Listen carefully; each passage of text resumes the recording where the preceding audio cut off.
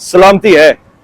اس وقت میں اور آپ جس جگہ پر ہیں اس کو نہر القما کہتے ہیں۔ بدقسمتی سے یہ وہ بدنصیب نہر ہے جو ہر کس و ناقص کو اپنا پانی پہنچانے میں کامیاب ہوئی۔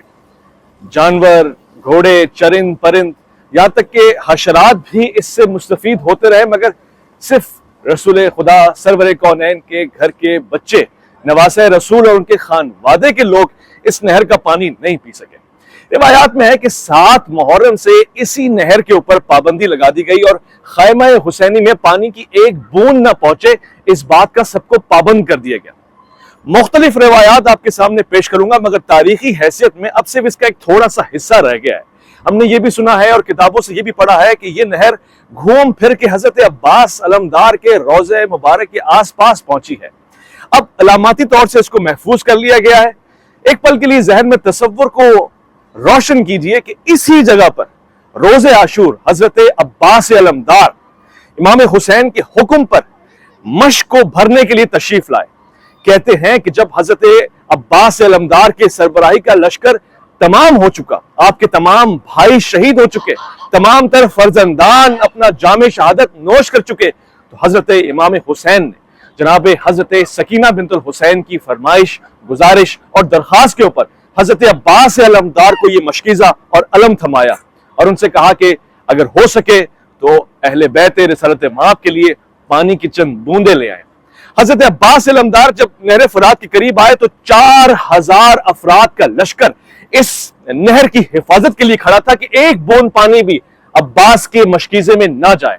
مگر قربان جائیے علی ابن ابی طالب اور حیدر کرار کے اس فرزند کے اوپر کہ جس نے 4000 کے لشکر کا اکیلا تر و تنہا مقابلہ کیا، اور نہ صرف یہ کہ ان کو پچھاڑ دیا بلکہ اپنے گھوڑے سمیت اس فرات کے دامن میں اتر آئے۔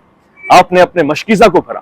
کتابوں میں لکھا ہے کہ آپ کے ہاتھ بھی پانی سے تر ہو گئے، مگر شاید اسی خیال سے کہ وہاں خیمہ حسینی میں امام حسین کی زبان مبارک پیاسی ہے، جناب سکینہ پیاسی ہے، اور میرے ہاتھ کیسے تر ہو گئے۔ آپ نے مشکیزہ کو بھرا اور ایک مرتبہ پھر سے لشکر کا سامنا کیا۔ مختلف روایات کے حساب سے نوفل نامی ایک شخص آپ کے دائیں بازو کو قطع کر دیا، اور آپ نے شعر بھی پڑھا، واللہ ان قطعتم یمینی انی احامی عبدا عن دینی وعن امام صادق الیقینی۔ میں آپ کی جرت پر قربان جاؤں، اس فرات سے بھرا ہوا پانی آپ نے اپنی بائیں جانب اور بائیں ہاتھ میں رکھ لیا۔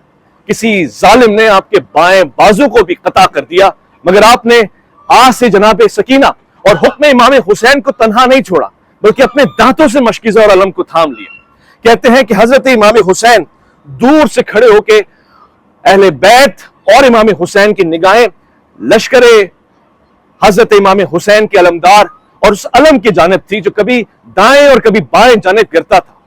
اب حضرت امام حسین اپنے بھائی کی محبت میں خیمے سے نکل کر آ رہے ہیں، اور اس طرف فرات سے بھرا ہوا پانی کچھ ہی لمحوں میں پانی پانی ہونے کو ہے۔ حضرت عباس علمدار کی وہ مشکیزہ جو آپ نے اپنے دانتوں میں بھر لی تھی، کسی ظالم نے اس قدر شقی القلب کے ساتھ، اس قدر جرت کے ساتھ تیر سے جوڑ دی کہ وہ آپ کے سینے میں پیوست ہو گئی اور سارا کا سارا پانی زمین پر بہہ گیا۔